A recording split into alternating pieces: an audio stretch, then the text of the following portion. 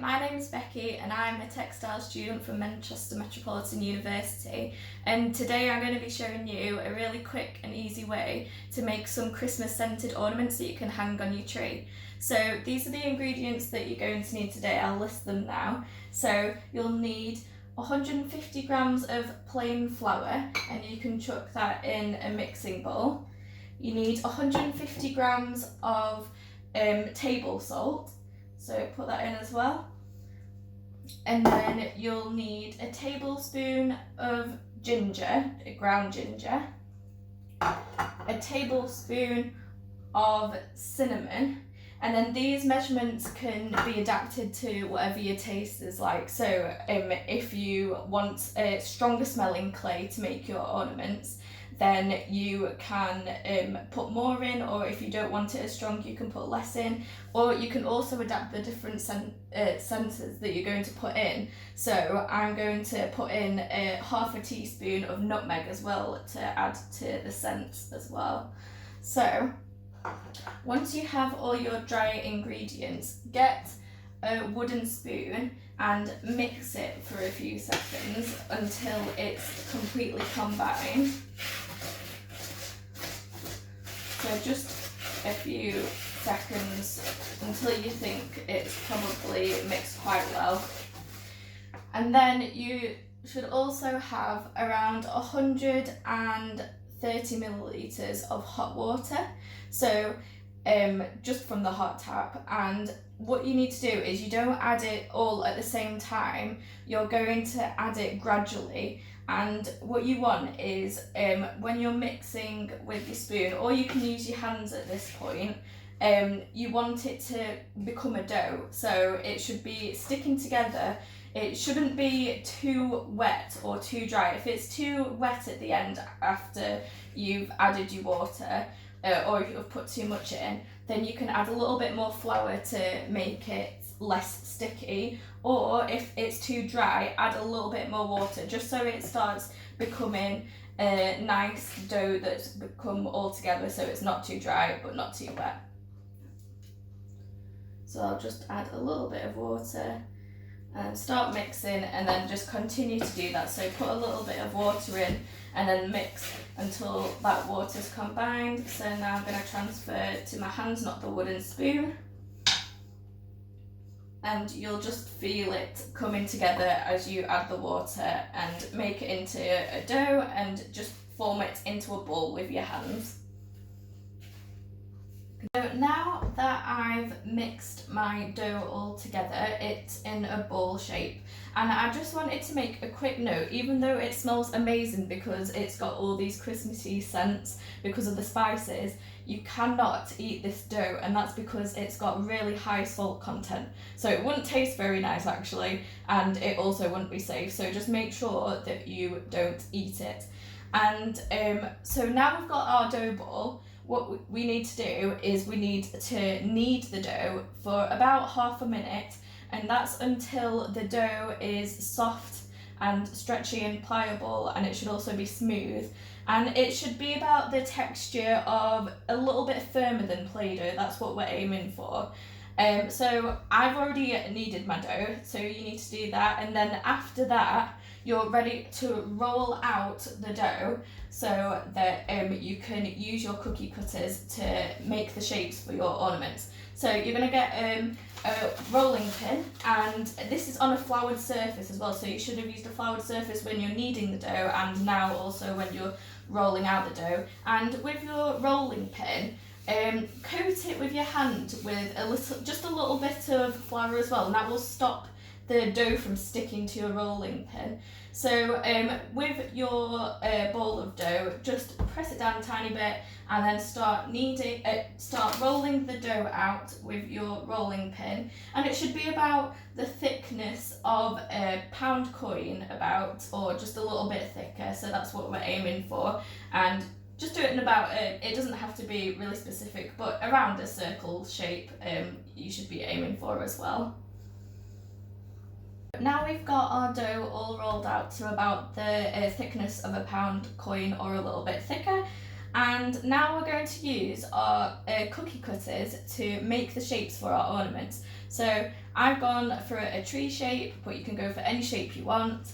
And also with these cookie cutters, if you want to be extra safe and make sure that there's no way that you can hurt yourself, then you can use plastic cookie cutters because they're a lot safer than the metal ones that I'm using. But if you are using them, or just in general, make sure that you're holding it on the side that isn't the sharp side, and use the sharp side to go into the dough. So press down firmly onto your dough, try and position it around in the middle, and then you have lots of room for the rest of your dough to cut out lots of different shapes. So then press down firmly on the bottom until it is all the way through and touching the countertop, and then pull the cookie cutter away from the dough and pull out your dough shape from the bottom of the cookie cutter.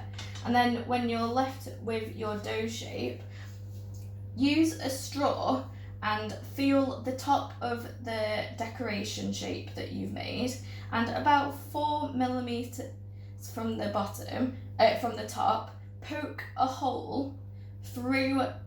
So use a straw and go through the top of your shape to the back until the straw's all the way through, and then pull your straw out and you'll be left with a hole to put some string through your decoration so that you can tie it up on your tree. And then once you're left with your shape, you can put it on the baking tray with baking parchment ready to be cooked. And and you can cut as many as you can on the dough until you've not got much dough left, and as much as you can fit on your baking tray as well. So once you have your ornaments ready to be baked and dried in the oven, put your ornaments in the oven on the baking tray for about 3 to 4 hours, and it will be about 120 degrees C for a fan oven, 130 degrees for a non-fan assisted oven, and about gas mark 1. So that'll be for about 3 to 4 hours, and make sure you're using oven gloves as well while you're putting in the tray into the oven to make sure you're not hurting yourself. Okay, so now we've taken our decorations out of the oven. Make sure again that you're using oven gloves when you take out your decorations to make sure that you don't burn yourself, and then you should be putting it on a drying rack and leave it for about 20 to 30 minutes to make sure that they're completely cool so that you can start threading up your thread to make it a decoration. Also, just to note, if they come out and they're not hard and you can't hear this noise, so you should tap it and it should feel completely hard. If you can't hear that and it's a bit soft, you can put it in the oven for a little bit longer. But these ones are fine, so now I'm going to tell you how to thread up your decoration to make it able to hang on a tree. So what you want to do is grab some string or twine. I've cut mine about 6 inches, about 10 to 15 centimetres, but you can adapt it if you want it to hang a little bit longer or a little bit shorter. So what you want to do is get your string and thread it through, so feel for the hole that you put in your decoration before with the straw, and thread the end of your string through the hole to the back of the decoration, and then thread it until the decoration is hanging about halfway from the string. And then what you want to do is get the two ends of your string and bring them together and then knot them to make sure that they're completely secured and you've created a loop, which will then allow you to hang your decoration on your tree. Make sure that it's completely secure so that the loop will not fall off when you've hung it. So then that's the decoration done now, if when you put your string through, because then you can put it on your tree. And I've left mine blank, but you can also decorate it with pens, or there's also paint pens that you can get, 3D paint pens, that allows you to create a raised surface with the pens that you use. And you can do it in a really abstract way as well, or you can do a more intricate design if you want. It's completely up to you. So that's it.